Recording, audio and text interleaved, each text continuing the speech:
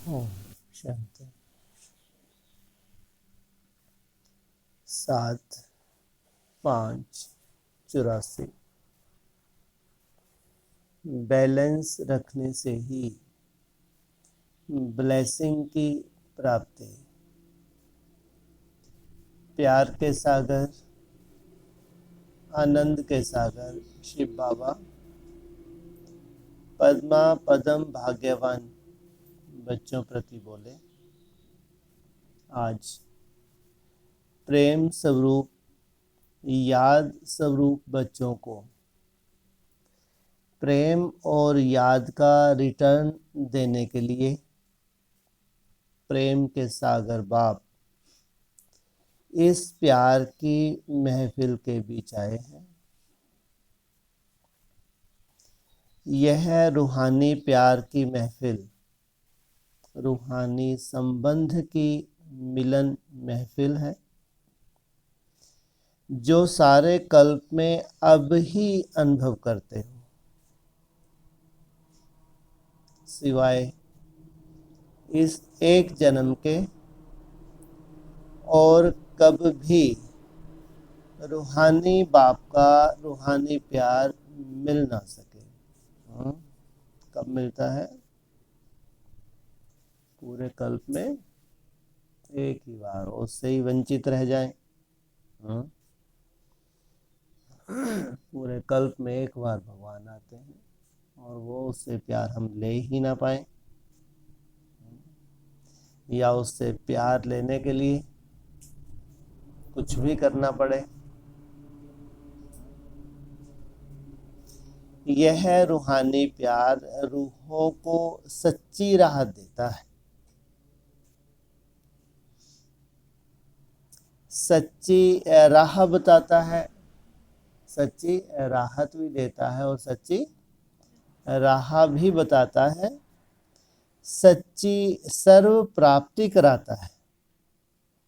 ऐसा कभी संकल्प में भी आया था कि इस साकार सृष्टि में, इस जन्म में और ऐसी सहज विधि से ऐसे आत्मा और परमात्मा का रूहानी मिलन सन्मुख होगा।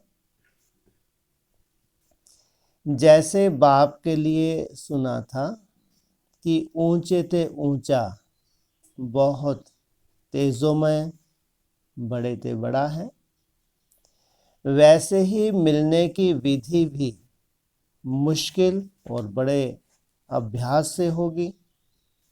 यह सोचते सोचते नाउम्मीद हो गए थे।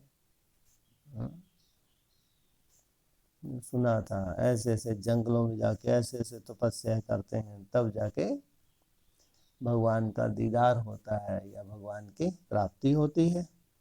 तो नाउम्मीद हो गए थे, इतनी मेहनत कौन करे। लेकिन बाप ने ना उम्मीद बच्चों को उम्मीदवार बना दिया, दिल शिकस्त बच्चों को शक्तिशाली बना दिया। कब मिलेगा? वह अब मिलन का अनुभव करा दिया। सारे प्रॉपर्टी का अधिकारी बना दिया। कौन सी प्रॉपर्टी है? सारी प्रॉपर्टी का अधिकारी बना दिया। कौन सी प्रॉपर्टी है जो एक ही बार मिलती है? ज्ञान की प्रॉपर्टी। अभी अधिकारी आत्माएं अपने अधिकार को जानते हो ना, अच्छी तरह से जान लिया, वह जानना है। आज बाप दादा बच्चों को देख रूह रेहान कर रहे थे कि सभी बच्चों को निश्चय भी सदा है, प्यार भी है, याद की लगन भी है, सेवा का उमंग भी है, लक्ष्य भी श्रेष्ठ है। किसी से भी पूछेंगे क्या बनना है, सभी कहेंगे लक्ष्मी नारायण बनने वाले हैं। राम सीता कोई नहीं कहते, 16,000 की माला भी दिल से पसंद नहीं करते, 108 की माला के मन के बनेंगे। यही उमंग सभी को रहता है। सेवा में, पढ़ाई में हर एक अपने को किसी से भी कम योग्य नहीं समझते हैं, फिर भी सदा एक राशि स्थिति, सदा उड़ती कला की अनुभूति, सदा एक में समाये हुए देह और देह की अल्पकाल की प्राप्तियों से सदा न्यारे, विनाशी सुध बुध भूले हुए, ऐसी सदा की स्थिति अनुभव करने में नंबर वार हो जाते। यह क्यों? बाप दादा इसका विशेष कारण देख रहे थे। क्या कारण देखा? एक ही शब्द का कारण है। सब कुछ जानते हैं और सब कुछ सबको प्राप्त भी है। विधि का भी ज्ञान है, सिद्धि का भी ज्ञान है, कर्म और फल दोनों का ज्ञान है, लेकिन सदा बैलेंस में रहना नहीं आता। यह बैलेंस की ईश्वरीय नीति समय पर निभाने नहीं आती। इसलिए हर कर्म में बाप दादा तथा श्रेष्ठ आत्माओं की श्रेष्ठ आशीर्वाद ब्लेसिंग प्राप्त नहीं होती। मेहनत करनी पड़ती है, सहज सफलता अनुभव नहीं होती। किस बात का बैलेंस भूल जाता है? एक तो याद और सेवा। याद में रह सेवा करना, यह है याद और सेवा का बैलेंस। लेकिन सेवा में रह समय पर मान याद करना, समय मिला याद किया, नहीं तो सेवा को ही याद समझना, इसको कहा जाता है अनबैलेंस। क्या समझते हैं ज्यादातर ब्राह्मण? जो सेवा है ये भगवान की ही है, ये याद है। सिर्फ सेवा ही याद है और याद में ही सेवा है। यह थोड़ा सा विधि का अंतर सिद्धि को बदल देता है। जो सिद्धि मिलनी चाहिए वो नहीं मिल पाती। फिर जब रिजल्ट पूछते हैं कि याद की परसेंटेज कैसी रही, तो क्या कहते हैं? सेवा में इतने बिजी थे, कोई भी बात याद नहीं थी, समय ही नहीं था, या कहते सेवा भी बाप की ही थी, बाप तो याद ही था। अरे जिसकी सेवा कर रहे हैं वो तो, जबकि बुद्धि तो पूरे संसार में जाती रहती है। लेकिन जितना सेवा में समय और लगन रही, उतना ही याद की शक्तिशाली अनुभूति रही। सेवा तो लगन से की, यज्ञ की सेवा है, बाप की सेवा है, लेकिन साथ में याद की भी चेक करो। जितना सेवा में स्वयमान रहा, उतना ही निर्माण भाव रहा।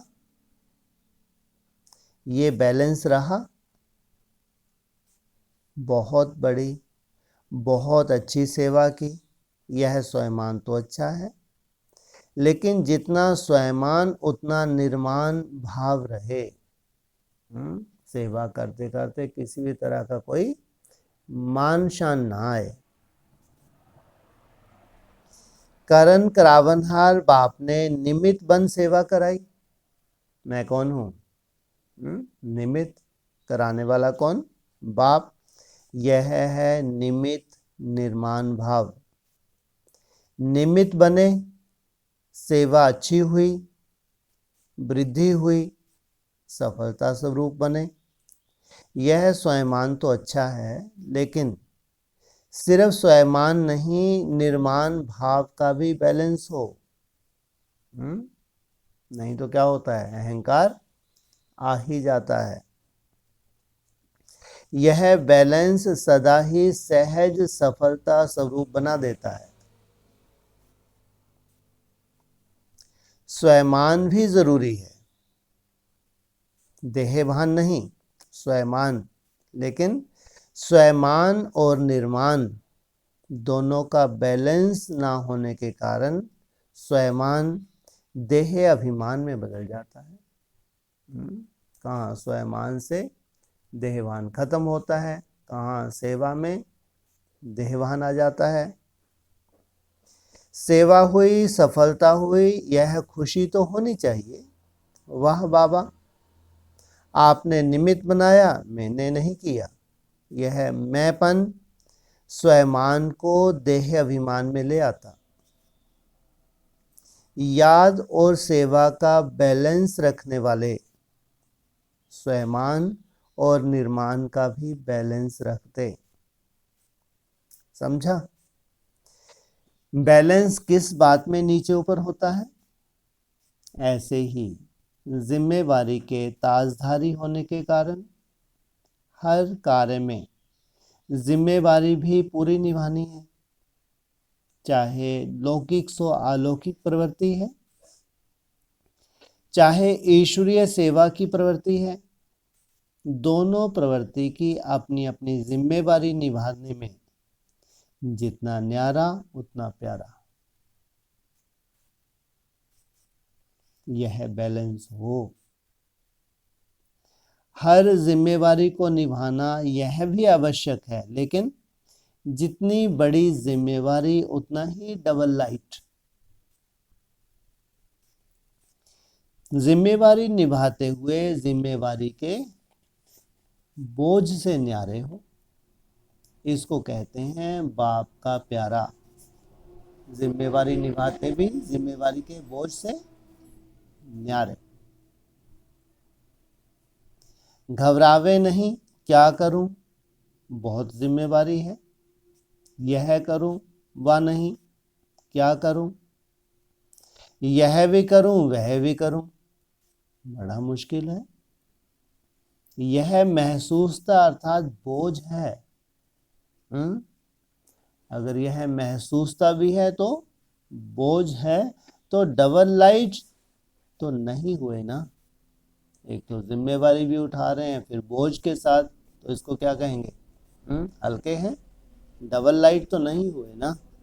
डबल लाइट अर्थात न्यारा।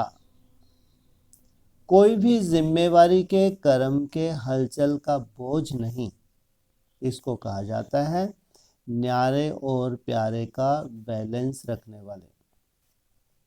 दूसरी बात, पुरुषार्थ में चलते चलते पुरुषार्थ से जो प्राप्ति होती, उसका अनुभव करते करते बहुत प्राप्ति के नशे और खुशी में आ जाते।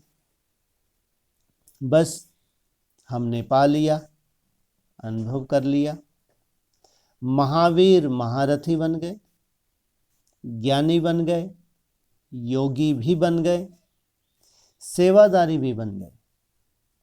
यह प्राप्ति बहुत अच्छी है, लेकिन इस प्राप्ति के नशे में अलवेलापन भी आ जाता।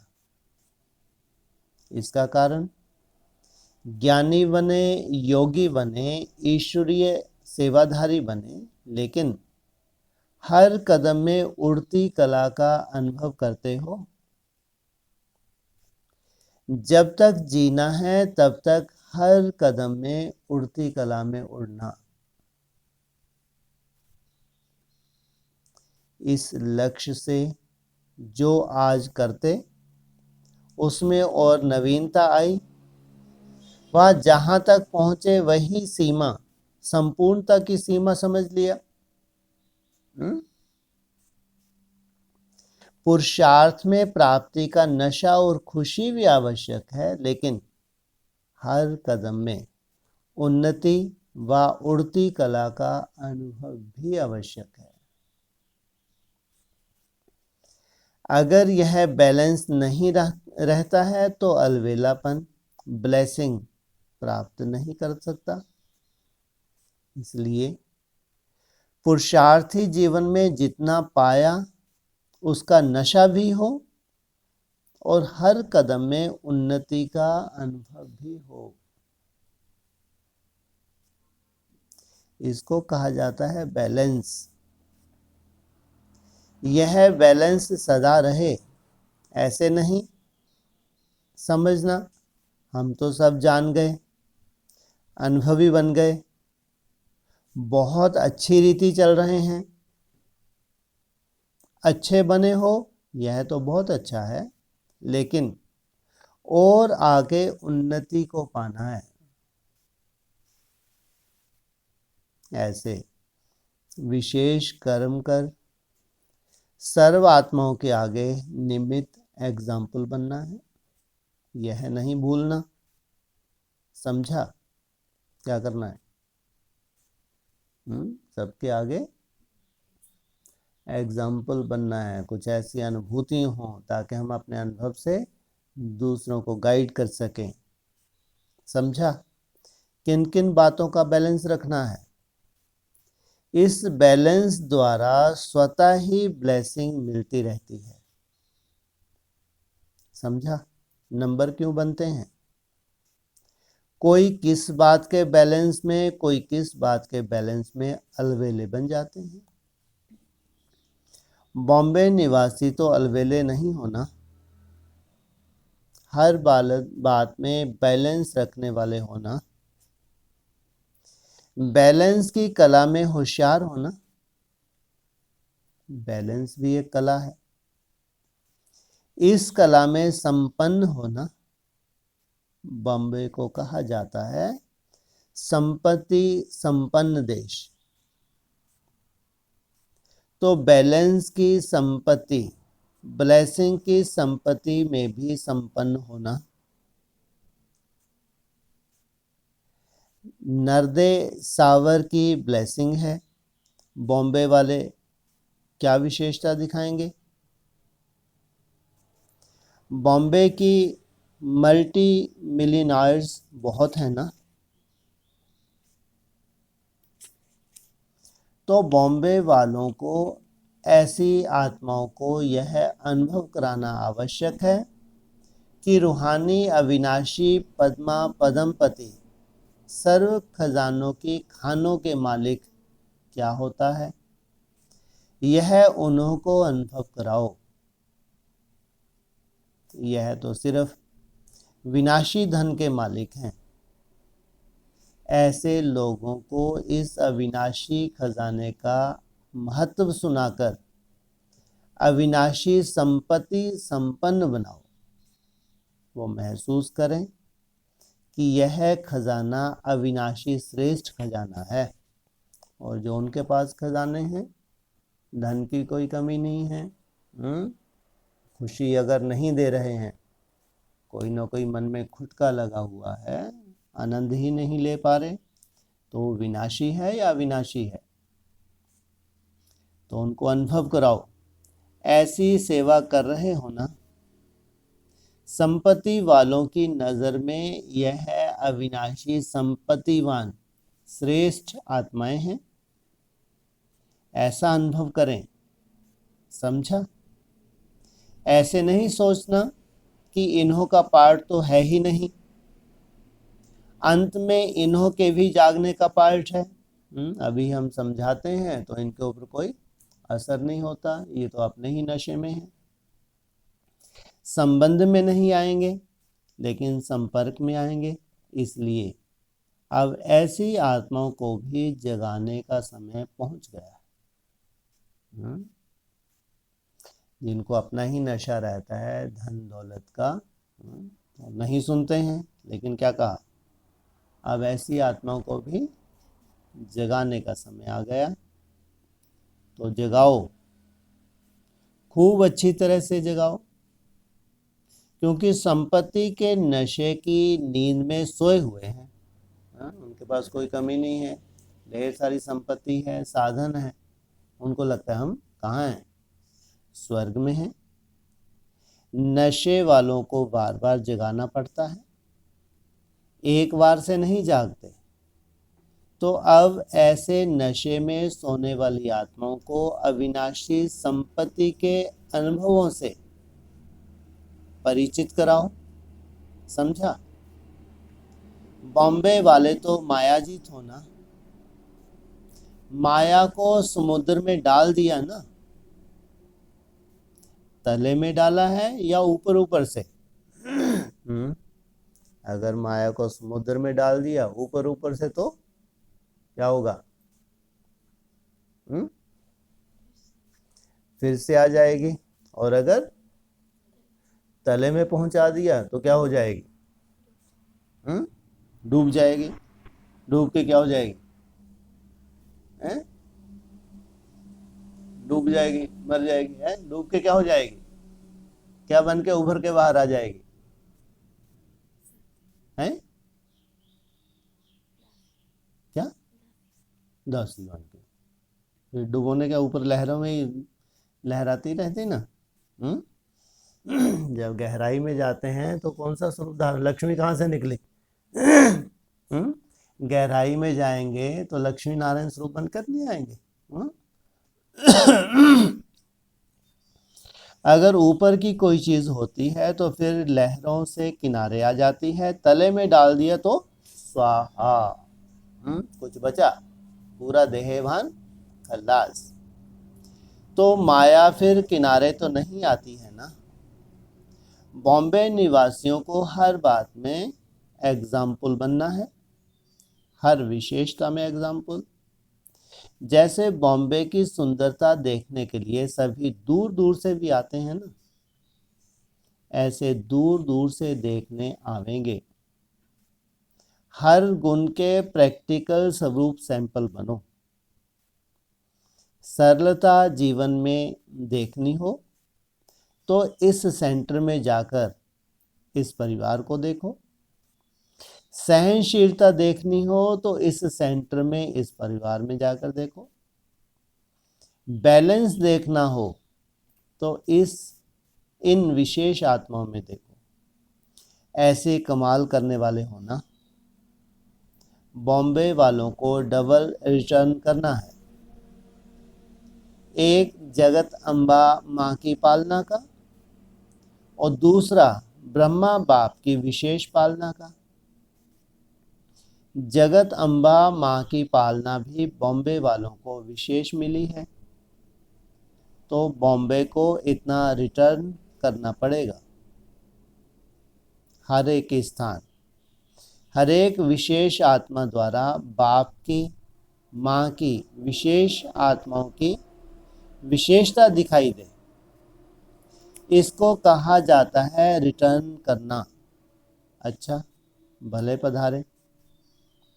बाप के घर में व अपने घर में भले पधारे। बाप तो सदा बच्चों को देख हर्षित होते हैं। एक एक बच्चा विश्व का दीपक है, सिर्फ कुल का दीपक नहीं, विश्व का दीपक। हर एक विश्व के कल्याणार्थ निमित्त बने हुए हैं, तो विश्व के दीपक हो गए हो ना। वैसे तो सारा विश्व भी बेहद का कुल है, उसी नाते से बेहद के कुल के दीपक भी कह सकते हैं, लेकिन हद के कुल के नहीं, बेहद के कुल के दीपक कहो व विश्व के दीपक कहो, ऐसे होना। सदा जगे हुए दीपक होना। दीपक तो हो लेकिन सदा आत्मिक स्मृति में जगे हुए दीपक होना, टिमटिमाने वाले तो नहीं। जब लाइट टिमटिमाती है तो देखने से आंख खराब हो जाती है, अच्छा नहीं लगता है ना। तो सदा जगे हुए दीपक होना। ऐसे दीपकों को देख बाप दादा सदा हर्षित होते हैं। अच्छा, सदा हर कर्म में बैलेंस रखने वाले, सदा बाप द्वारा ब्लेसिंग लेने वाले, हर कदम में उड़ती कला का अनुभव करने वाले, सदा प्यार के सागर में समाये हुए समान स्थिति में स्थित रहने वाले पद्मा पद्म भाग्यवान श्रेष्ठ आत्माओं को बाप दादा का याद प्यार और नमस्ते। दादियों से सभी ताजदारी रत्न होना, सदा जितना बड़ा ताज उतना ही हल्के से हल्के। क्या कहा? ताज अर्थात जिम्मेवारी, उतना ही हल्के से हल्के ऐसा ताज धारण किया है। इस ताज को धारण करके हर कर्म करते हुए भी ताजधारी रह सकते हैं। जो रतन जड़ित ताज होगा वह फिर भी समय प्रमाण धारण करते और उतारते हैं, लेकिन यह ताज ऐसा है जो उतारने की आवश्यकता ही नहीं। सोते हुए भी ताजधारी और उठते हो तो भी ताजधारी। कितना बढ़िया ताज है, अनुभव है ना। ताज हल्का है ना, कोई भारी तो नहीं है। नाम बड़ा, वजन हल्का है। सुखदाई ताज है, खुशी देने वाला ताज है। ऐसा ताजधारी बाप बनाते हैं जो जन्म जन्म ताज मिलता रहे। ऐसा ताजधारी बाप बनाते हैं जो जन्म जन्म ताज मिलता रहे। ऐसे ताजधारी बच्चों को देख बाप दादा तो हर्षित होते हैं। बाप दादा ने ताजपोशी का दिन अभी से ही मना करके सदा की रस्म का नियम बना दिया है। सतयुग में भी ताजपोशी दिवस मनाया जाएगा। जो संगम पर ताजपोशी दिवस मनाया उसी का ही यादगार अविनाशी चलता रहेगा। यहाँ किसने की ताजपोशी? बाप ने की, इसलिए जन्म जन्मांतर के लिए मिल गया। और वहां देवताएं करते हैं देवताओं की ताजपोशी। स्वयं बाप साकार वतन से वानप्रस्थ हुए ना। अव्यक्त वतन में सेवाधारी हैं, लेकिन साकार वतन से तो नो वानप्रस्थ हुए ना। साकार वतन से वानप्रस्थ हो बच्चों को ताज तख्त दे, स्वयं अव्यक्त वतन में चले तो ताजपोशी का दिन हो गया ना। विचित्र ड्रामा है ना। अगर जाने के पहले बताते तो वंडरफुल ड्रामा नहीं होता। कौन? ब्रह्मा बाबा जाने से पहले अगर बता देते तो अचानक की सीन नहीं होती। ऐसा विचित्र ड्रामा है जिसका चित्र नहीं खींचा जा सकता। विचित्र बाप और विचित्र पार्ट, जिसका चित्र बुद्धि में संकल्प द्वारा भी नहीं खींच सकते, इसको कहते हैं विचित्र। क्या कहा? संकल्प द्वारा भी जिसका चित्र नहीं खींचा जा सकता उसको कहते हैं। इसलिए विचित्र ताजपोशी हुई। बाप दादा सदा महावीर बच्चों को ताजपोशी करने वाले ताजधारी स्वरूप में देखते हैं। बाप दादा साथ देने में नहीं छिपे, लेकिन साकार दुनिया से छिपकर अव्यक्त दुनिया में उदय हो गए। बच्चों से किनारा किया और कहाँ उदय हो गए? अव्यक्त दुनिया में उदय हो गए।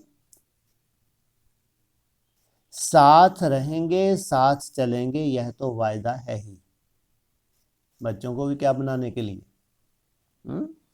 अव्यक्त बनाने के लिए। इसलिए कहा साथ रहेंगे, साथ चलेंगे, यह तो वायदा है ही। यह वायदा कभी छूट नहीं सकता।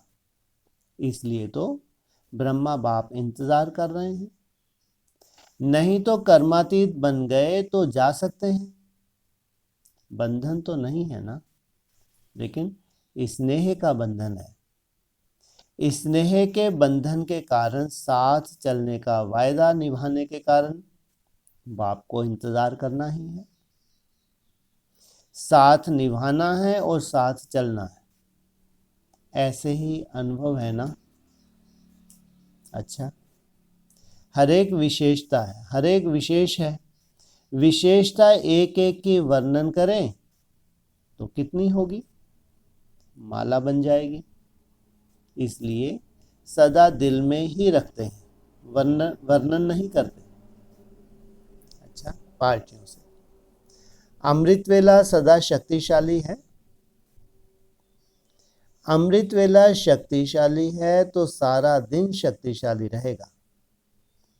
अमृत वेला कमजोर है तो सारा दिन कमजोर। अमृत वेले नियम परमान तो नहीं बैठते हो।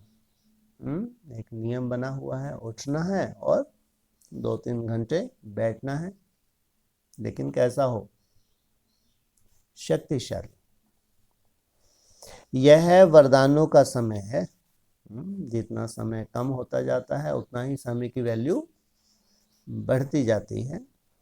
वरदानों के समय अगर कोई सोया रहे, सुस्ती में रहे, व विस्मृति रहे, कमजोर होकर बैठे, तो वरदानों से वंचित रह जाएगा।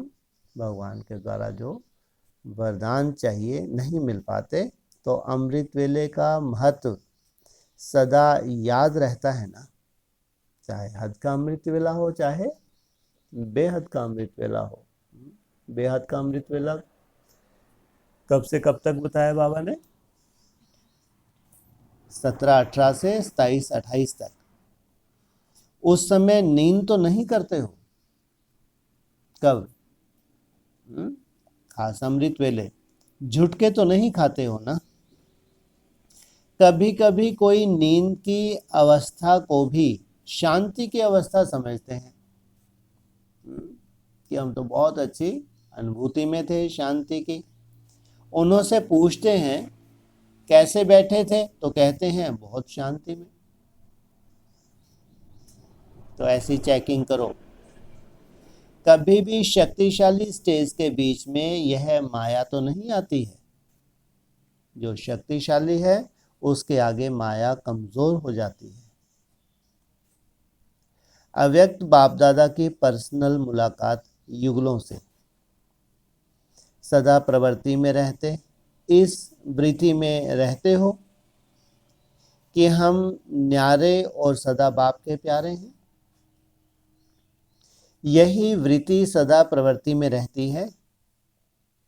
वैसे प्रवृत्ति को भी वृत्ति ही कह सकते हैं, पर माना न्यारे। प्रवृत्ति में रहते, प्रवृत्ति के बंधन से परे, अर्थात पर वृत्ति व न्यारे और प्यारे। ऐसे बंधन मुक्त बन प्रवृत्ति के कार्य को निभाने वाले होना। बंधन में बंधने वाले नहीं, लेकिन बंधन मुक्त हो कर्म करने वाले। मन का भी बंधन नहीं। एक है तन का बंधन, दूसरा है मन का बंधन, तीसरा है संबंध का बंधन, व्यवहार का बंधन। तो सब बंधनों से मुक्त निर्बंधन आत्मा बंध नहीं सकती। सारे बंधन लगन की अग्नि से भस्म करने वाले। कि अभी कोई बंधन बचे हुए हैं, तो ये बंधन क्या कर रहे हैं? जो समय अनुसार सफल होना चाहिए उतना सफल नहीं हो पाता। तो लगन अग्नि है। अग्नि में जो चीज डालें सब भस्म। क्या है? तुम्हारी जो लगन है बाप के प्रति, ये अग्नि है। ऐसी बंधन मुक्त आत्मा उड़ने के सिवाय रह नहीं सकती। कोई कहे हम कैसे उड़ें? बाबा क्या कह रहे हैं? उड़ने के सिवाय रह नहीं सकती। बंधन फंसाता है। निर्बंधन उड़ाता है। बंधन का पिंजरा खुला हो, पंछी उड़ेगा ना। कोई कितना भी गोल्डन पिंजरा लेकर आए, उस पिंजरे में भी फंसने वाले नहीं। लोहे के पिंजरे की तो बात ही छोड़ो, गोल्डन पिंजरा भी हो, फंसना नहीं। यह माया सोने के रूप धारण करके आती है। दिखाया नहीं दिखाया? कहाँ, कैसे? सोने का हिरन। सोना माना आकर्षण करने वाला। यादगार में भी दिखाते हैं, सोना हिरन बनकर आई। तो सोने का हिरन अच्छा तो नहीं लगता। जब उड़ता पंछी हो गए तो सोना हो या हीरा हो, लेकिन पिंजरे के पंछी नहीं बन सकते, किसी भी हद में नहीं फंस सकते। अधर कुमारों से सदा अपने को विजय के तिलकधारी आत्माएं अनुभव करते हो।